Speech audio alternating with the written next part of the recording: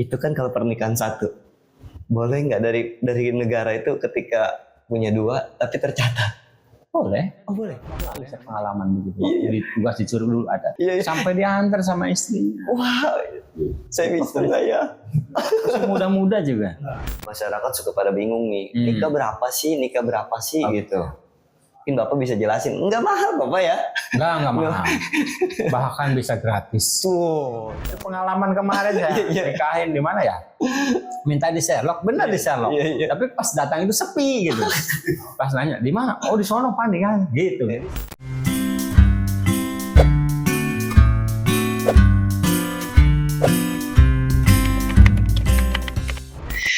Iya, kembali lagi bersama gue nih di Ruang Cerita hanya di Maru Channel. Buat teman-teman semua, ya kaulah pemuda yang saat ini masih proses untuk berumah tangga atau yang masih saat ini lagi bingung, pusing dalam pengurusan pernikahan. Nah, kebetulan kali ini Maru Channel didatangi langsung dengan sang pakar di bidang itu ya. Mungkin kita kenalin dulu Bapak Aris. Assalamualaikum Pak Aris. Waalaikumsalam. Gimana Pak, sehat Pak? Alhamdulillah. Alhamdulillah ya. Sehat. Lancar berarti Pak kegiatan hari-hari biasanya? Alhamdulillah lancar. Berapa banyak sih Pak biasanya Bapak nih bertemu calon-calon pengantin setiap hari?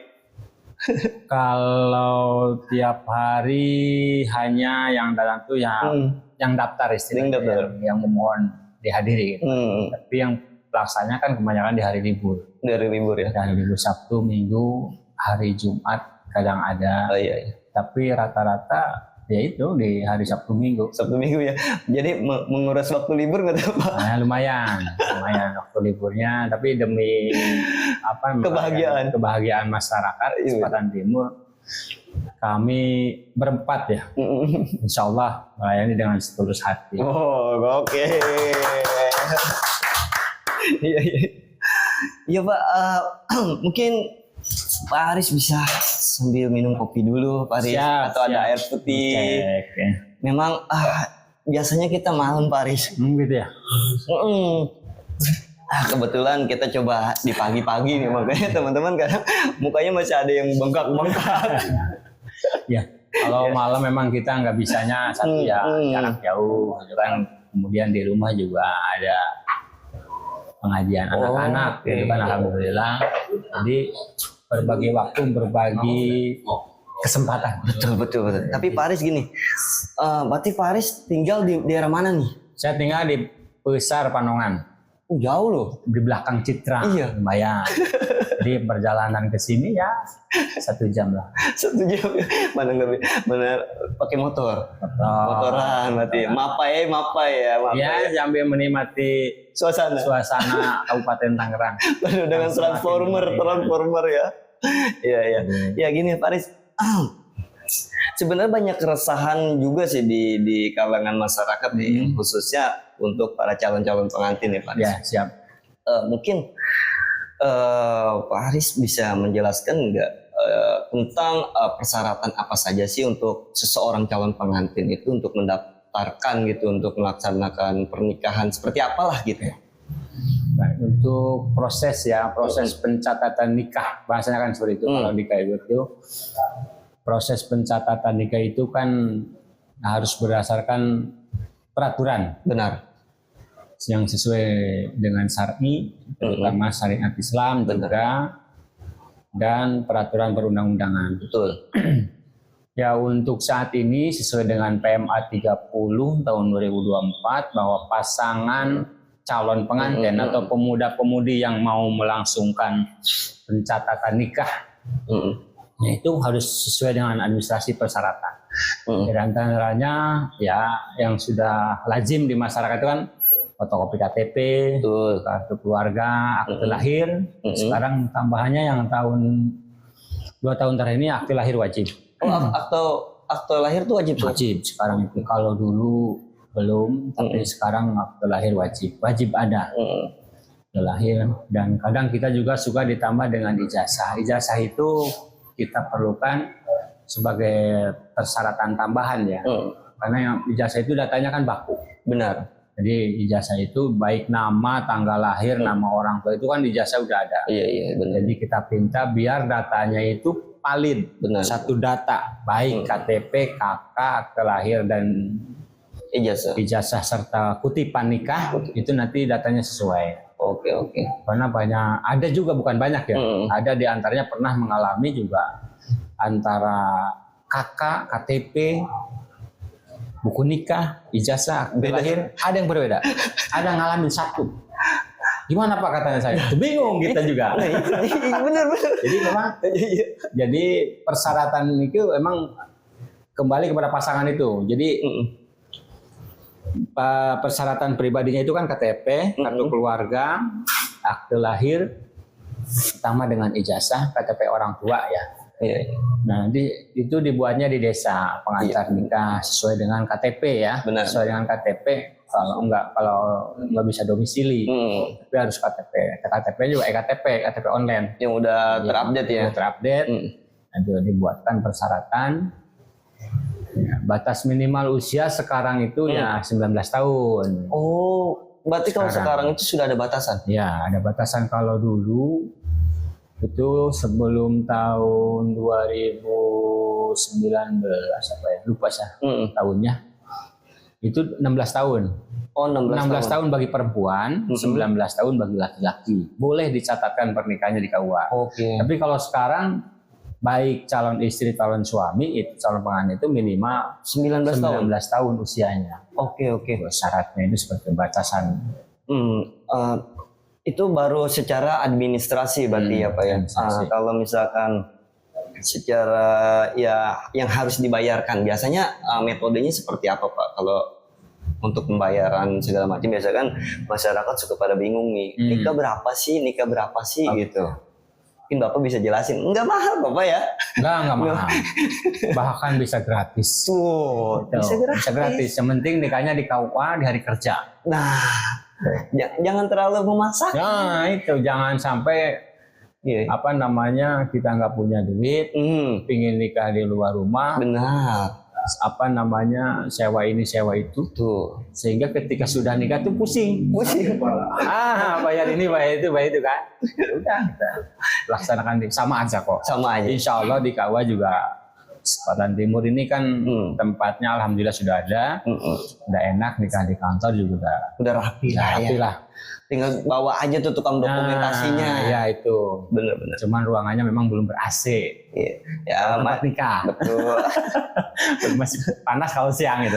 Tapi kalau pagi masih ada kipas. Nah, berarti buat teman-teman nih udah nggak perlu pusing. Terkait tadi sudah dijelaskan ya Pak ya. Dari mulai surat-surat KTP, akte, KK dan segala macamnya. Lalu dengan biaya itu gratis untuk pernikahan di kantor KUA. Nah, jadi teman-teman tuh nggak usah pusing yang memang anggarannya atau dananya minim, tidak usah memaksakan sebenarnya. Ya intinya ya bisa terlaksana pernikahan, bisa ibadah berjalan bahagia. Ya jangan sampai nanti dua kali kerja.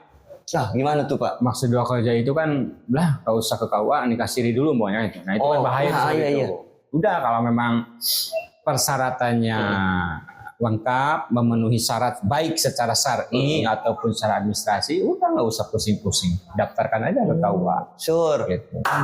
Ya. Udah Sur, nggak usah. Nggak usah ribet-ribet Sur. Ini ada Pak Aris, tinggal ketemu Pak Aris. Insya Allah kami layani. Tapi yang penting jangan bawa berkas doang Pak. Bawa calonnya. Nah, calonnya dibawa. Takutnya berkasnya doang, calonnya kagak ada. Nanti kita sinkron antara berkas dan calon, apakah sesuai atau tidak. Kita periksa dulu. Takutnya bawanya lain nih. Iya. Ketika ditanya namanya Ahmad yang keluar Furkonan itu. Iya. Karena suka ada juga yang suka usil gitu kan, suka jahil. Iya benar. Ada aja. Tapi ya insya Allah di sini enggak. Alhamdulillah belum menemukan seperti itu. Tapi Pak Aris, untuk menikahi sendiri dari pihak KUA ada penghulu yang datang kalau umpamanya pernikahannya di rumah. Untuk Selatan Timur petugasnya alhamdulillah ada 4 termasuk saya sendiri. Oh Bapak turun juga? Turun juga kalau memang jamnya penuh. Ya insya Allah kita turun demi masyarakat kan kita jadwal karena lumayan kan secara geografis lumayan jauh kan dari Sangiang ke Lebak Wangi itu kan lumayan jauh. Terus jalannya kan bolak belok gitu. Kadang-kadang Google Maps itu pengalaman kemarin saya nikahin di mana ya? Minta di Sherlock, benar di Sherlock. Tapi pas datang itu sepi gitu. Pas nanya di mana? Oh di sono Pak kan gitu. Jadi salah Sherlock atau Sherlocknya di mana atau nomor siapa gitu. Sherlock mah Sherlock, tapi pas didatangin sepi gitu kan. Nah, jangan sampai seperti itu lah. Kalau di Sherlock sesuai lokasi akan gitu, insya Allah lah. Jadi kita agak muter-muter dikit gitu nyari lokasinya. Pengalaman Bapak nih dalam satu hari itu bisa megang berapa pernikahan tuh Pak? Dengan anggota dan tim atau gitu. Tapi kalau di sini kan hanya di bulan-bulan tertentu saja. Betul. Kalau di bulan-bulan biasa ya paling 2-3. Oh 3. Nggak terlalu banyak. Kita bagi juga, maksudnya biar ada yang istirahat juga. Oke. Jadi memang pada saat pendaftar, di tanggal ini sudah penuh. Oh tetap diberitahu kepada calon. Iya. Temu maunya istilahnya biasa kan jam favorit jam 9. Rata-rata kan jam 7, 8, 9, 10. Kalau kita kasih tahu udah penuh, silakan mau sore apa pagi lagi. Seperti itu. Jadi, habis nikahin Bapak langsung pindah lagi. Jangan sampai terlambat gitu kan tempat lain. Kalau sampai yang ini terlambat, itu yang tempat lain bisa terlambat. Iya, Pak. Berarti kan terkait tadi kan ada batasan usia ya. 19 tahun untuk calon pengantin laki-laki dan perempuan. Bagaimana jika memang ada calon pengantin yang memang di batas umur itu kurang? Iya, umpamanya contoh kita kasuskan misalkan kecelakaan, tapi dia bersikeras untuk melaksanakan pernikahan agar tercatat. Iya. Bagaimana tuh Pak? Prosesnya sama ya, kita persyaratan dulu dari RT RW desa, dibuatkan persyaratan pencatatan, nanti didaftarkan KUA, nanti di KUA dikasih penolakan karena memang usianya belum memenuhi syarat, jadi kita kasih penolakan untuk diajukan ke pengadilan agama untuk mendapatkan dispensasi usia nikah. Berarti ada sidang? Iya, nanti ada dispensasi usia itu prosesnya di pengadilan. Gitu. Berarti nunggu surat keputusan dari pengadilan baru dia bisa. Nah, kalau dia udah turun dispennya, kata orang pengadilan boleh dicatat. Kita catat, kita eksekusi, laksanakan pencatatannya itu. Oke. Jadi bagi yang kurang 19 tahun ya. Iya. Tapi emang agak sedikit ribet juga ya Pak ya. Lumayan. Ya cuman kan proses itu bisa dihandle. Cuman memang sifatnya kita contohkan kecelakaan itu kan biasanya kan. Pasti ada lah kasus-kasus seperti itu. Suka ada juga yang begitu, tapi tetap kita disuruh melalui proses seperti itu, karena kalau nggak diurus ya bahaya juga, maksudnya kasihan nanti kalau memang udah seperti kawin hamil itu anaknya kan juga. Iya benar-benar. Takutnya udah lahiran baru nikah, catat, dan itu kan nggak sinkron. Benar. Jadi gini Pak. Sebelum misalkan calon pengantin sudah melaksanakan pendaftaran, biasanya ada nggak sih nasihat dari KUA itu untuk calon pengantin? Ya. Alhamdulillah di kita ini dulu setiap minggu ya kita adakan bimbingan perkawinan setiap hari Selasa, setiap minggu ada. Cuman sekarang itu sebulan sekali digabung. Oh, digabung. Maksudnya digabung itu biar banyak pengantinnya gitu. Minimal 15 pasang kan gitu. Diundang. Seperti tadi juga hari ini, kalau bulan ini ada 3 kali bimbingan perkawinan. Hari ini, besok sama tanggal 20 karena memang menghadapi di bulan haji itu. Bulan haji itu kan pernikahan banyak. Jadi kita di bulan ini ngadain 3 kali bimbingan perkawinan itu. Di samping pemerintah, Kementerian Agama juga mewajibkan, jadi salah satu syarat wajib pencatatan nikah itu sekarang harus ikut bin-bin juga. Harus ya, karena enggak itu kami juga nggak boleh menghadiri, bahasanya seperti itu. Syarat wajibnya dihadiri itu harus ikut bin-bin. Menambah wawasan lah istilahnya. Iya benar. Selain itu ikhtiar kami Kementerian Agama khususnya Kawaspadan Timur mengurangi angka perceraian itu. Benar. Jadi harus kasih wawasan sedikit lah. Ya, mudah-mudahan dengan kegiatan itu para catin tuh bisa memahami sedikit-sedikit. Karena kan yang nama rumah tangga itu kan nggak ada SKS-nya. Asli. Berjalan itu seperti itu terus. Gitu. Kadang-kadang materi ini teori ini di pernikahan si A cocok, tapi di pernikahan si B nggak cocok kan seperti itu. Jadi Benar. nantinya bisa kolaborasi bertanya-tanya juga nih kepada siapa saja yang kompeten tentang kerumah tanggaan. Ya karena memang rumah tangga nggak satu itu nggak ada SKS-nya, jadi berjalan terus kan seperti itu. Tapi kami dalam memberikan materi itu kami selipkan sedikit tentang ketauhidan, karena memang kalau kita nggak dicari ke sono, Benar. susah. Jadi bahwa kita harus mengetahui jati diri kita ini siapa, dan berjalan kemana, tujuan kita apa. Nah itu kalau nggak diarahkan ke sana juga kadang-kadang kan susah juga. Kan ego itu apalagi yang masih muda-muda itu. Nah, buat kaum genjet nih ya. Karena egonya masih tinggi, susah untuk merasa bahwa pendapat kita yang paling benar kan gitu. Benar. Nah jadi dalam BIN ini kasih pemahaman, mudah-mudahan ya dengan kegiatan itu nanti para catin itu bisa memahami. Mungkin Pak, satu bisa nggak apa yang Bapak sampaikan pada saat misalkan melaksanakan bimbingan itu, satu aja gitu yang Bapak ingatkan kepada calon pengantin, mungkin buat X atau buat teman-teman yang saat ini ya sudah menikah juga, siapa tahu bimbingan ini juga bisa kita cerna gitu, khususnya minimal buat saya lah.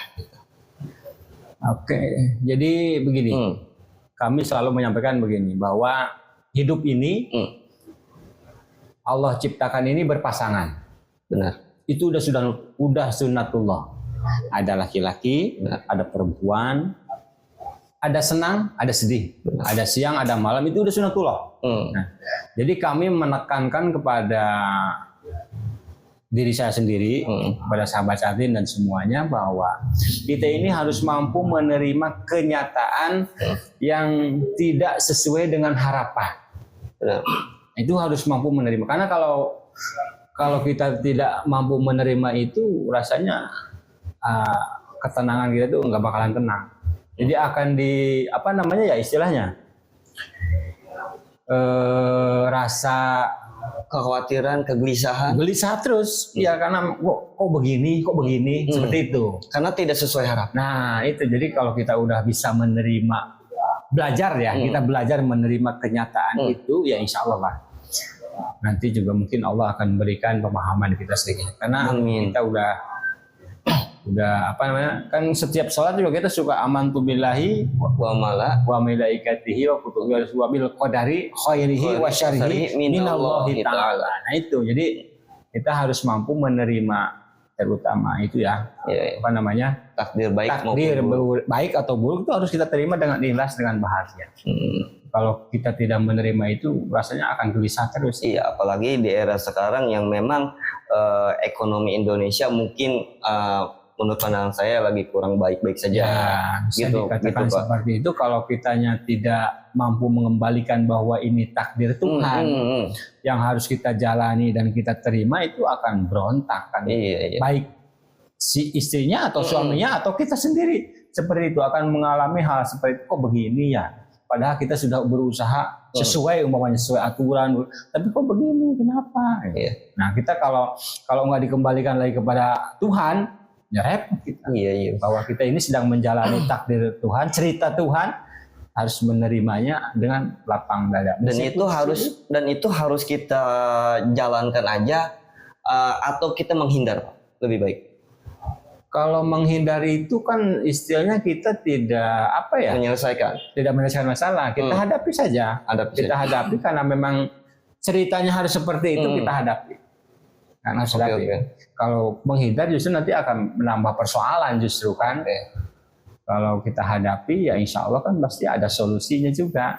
Allah itu kan memberikan cobaan kepada umatnya itu kan sesuai dengan kadarnya. Betul. Nggak mungkin kita nggak melebihi. Cuman kadang kita suka kayak makan cabe. Pengen. Ketika ada masalah, ketika ada masalah minta solusi makan cabe beres. Nggak seperti itu. Ya seperti sakit lah. Kita kan kalau ke sakitnya itu kan nggak tahu. Tapi ketika proses sakitnya harus berobat ke sini, ke situ ada proses penyembuhannya seperti itu. Ya harus mampulah kita ini berusaha mampu menerima kejadian itu, kenyataan itu dengan lapang dada. Iya, benar. Jadi buat teman-teman yang saat ini memang sedang mengalami situasi yang kurang baik dalam pernikahan, Bismillah aja hadapi masalah ini. Karena untuk menghindar tuh bukan solusi yang terbaik. Bukan. Karena sesuatu perkara atau masalah dalam rumah tangga pasti ada aja. Ada.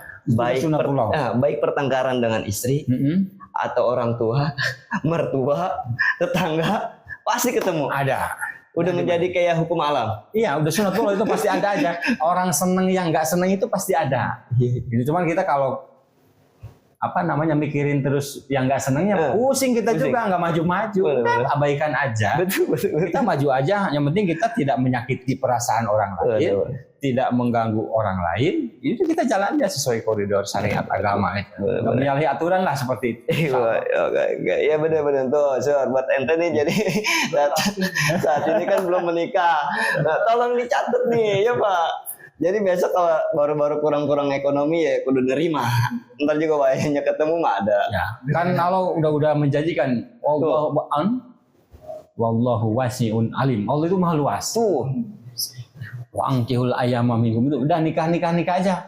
Nanti Allah kayakan. Situ. Udah Allah menjanjikan itu. Yang penting ya kita yakin berusaha. Nah itu usahanya itu harus berusaha sesuai dengan koridor. Nah Pak, ini menurut pandangan Bapak gimana nih ketika misalkan ada seorang pemuda ingin melaksanakan pernikahan gitu, tapi selalu mendapat cibiran belum mampu, tapi dia punya penghasilan, tapi nggak tetap lah bahasa kasar. Apa udah bisa dikategorikan dia sudah mampu untuk menikah?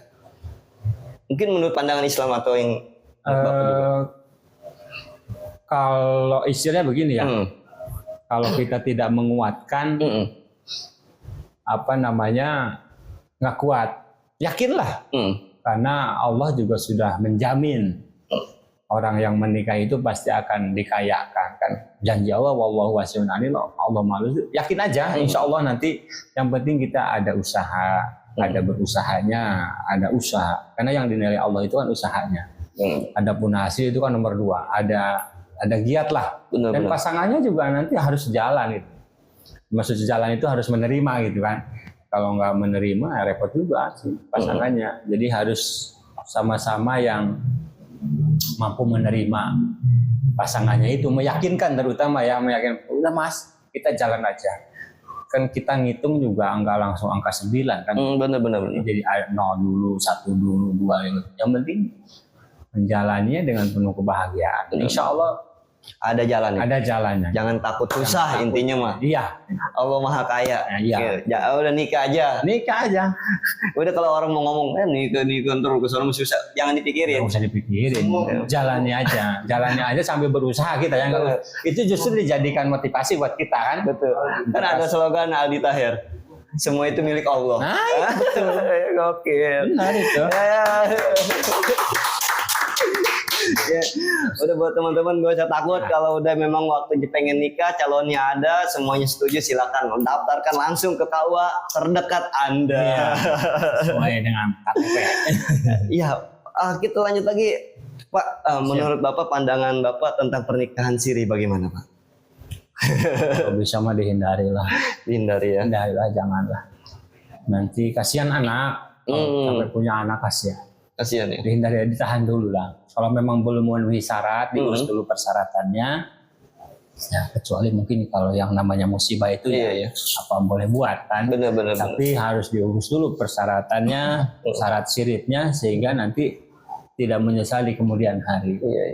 Dan kalaupun nanti ada masalah setelah berumah tangga, yang namanya kita kan nggak tahu ya, hidup ini kan hanya mudah-mudahan. Saya pinginnya rumah tangga, umpamanya si A itu pingin rumah tangganya sampai kakek nenek untuk raut. Tapi ternyata di tengah jalan itu harus berpisah. Memang jalannya harus berpisah, itu Jangan sampai nanti itu diabaikan, harus diurus lah statusnya, kan?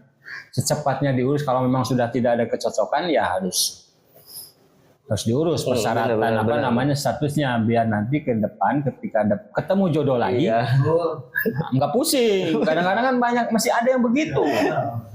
Pak, saya udah mau menikah nih tanggal sekian, tapi saya begini, udah nentuin hari dulu, dia nggak mikir persyaratannya dulu. Nah itu yang kadang-kadang kita suka dibilang, tega amat ya KUA. Tapi memang KUA itu nggak bisa menerima sembarangan kan, kalau sudah ada aturan. Iya, aturan sudah jelas, ya itu hak keluarga kan. Iya, benar.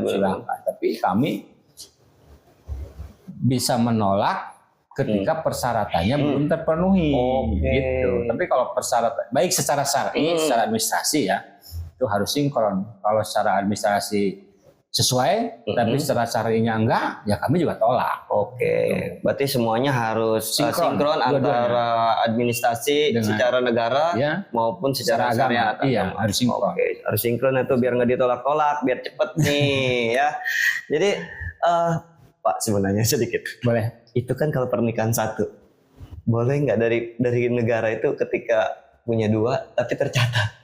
Boleh. Oh boleh? Boleh, yang penting mah ada izin dari, kalau kita ini ada izin dari pengadilan lah istilahnya. Nanti pengadilan yang proses bagaimana.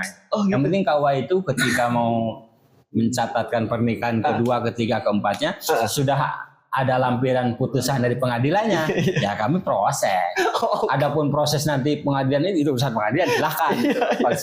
Tapi ketika sudah memenuhi syarat itu tadi, mau dicatat, itu boleh. Ada dua kali saya pengalaman begitu. Di tugas disuruh dulu ada. Baru tahu kan? Iya, baru tahu. Ada. Sampai diantar sama istrinya. Wah, saya bisa nggak ya? Muda-muda juga. Harapannya. ada harapannya berarti. Ada harapannya. Iya. Mungkin dari Pak Ari sendiri dan anggota dari KUA Sepatan saat ini sedang menjalani, ada program yang dijalankan atau memang berjalan aja? Kalau program ya kita berjalan aja sesuai dengan protas ya, layanan di KUA itu. Kita jalan aja seperti biasa. Paling pada teman-teman juga suka penyuluh, suka kita dorong agar diberitahukan kepada masyarakat bahwa terutama selain di KUA itu kan, selain nikah yang paling menonjol itu kan layanannya wakaf. Wakaf juga. Wakaf juga. Jadi kita dorong teman-teman penyuluh untuk memberikan pemahaman kalau memang wakafnya belum tercatat, bisa dicatatkan di KUA dengan proses-proses persyaratan, memenuhi syarat juga kan gitu. Jangan sampai tanah orang diwakafkan gitu. Yang penting syaratnya jelas, memenuhi syarat ya dibantu gitu maksudnya. Terutama masjid, musola yang belum itu kan, kita mah itu mah berjalan terus. Berjalan terus pelayanan wakaf seperti itu. Nah, buat Bapak sini ada nggak sih Pak kesulitan untuk menjalankan tugas ini? Nggak ada sih sebenarnya, secara ini nggak ada. Kita alhamdulillah bertemu tim yang sangat solid ya di Sepatan Timur ini, kita jadi merasa enjoy aja. Bisa enjoy gitu. Ketika ada masyarakat yang ini juga kita kasih paham seperti ini, bahwa kami melayani sesuai dengan aturan. Kalau di luar itu kami nggak bisa membantu, karena kami juga tugas itu istilahnya pingin nyaman di kemudian hari, jangan sampai ada nauzubillah tuntutan ini itu. Makanya kita selalu selektif, insya Allah. Mudah-mudahan ya, selama ini alhamdulillah kita nyaman, berjalan lancar, nggak ada kendala. Dan alhamdulillah setelah dikasih tahu juga masyarakat yang yang belum memenuhi syarat itu kadang-kadang suka ada, mereka paham. Alhamdulillah menerima, dan cuman ya kita kadang ada nggak tahu juga kejelasan seperti apa, tapi untuk sementara ketika kita kasih paham di KUA itu mereka paham bahwa memang KUA itu menerima berkas itu harus sesuai. Ketika Jika tidak sesuai, belum lengkap ya belum diterima. Iya, benar.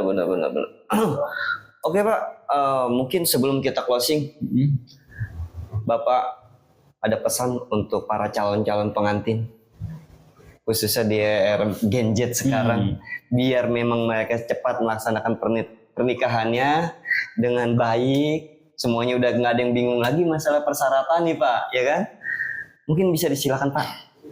Baik sahabat Gen Z, teman-teman semua yang sudah punya niatan atau sudah ada pasangan untuk melangsungkan pernikahan, jangan ragu untuk segera mencatatkan pernikahannya dan yakin bahwa Allah selalu membimbing kita.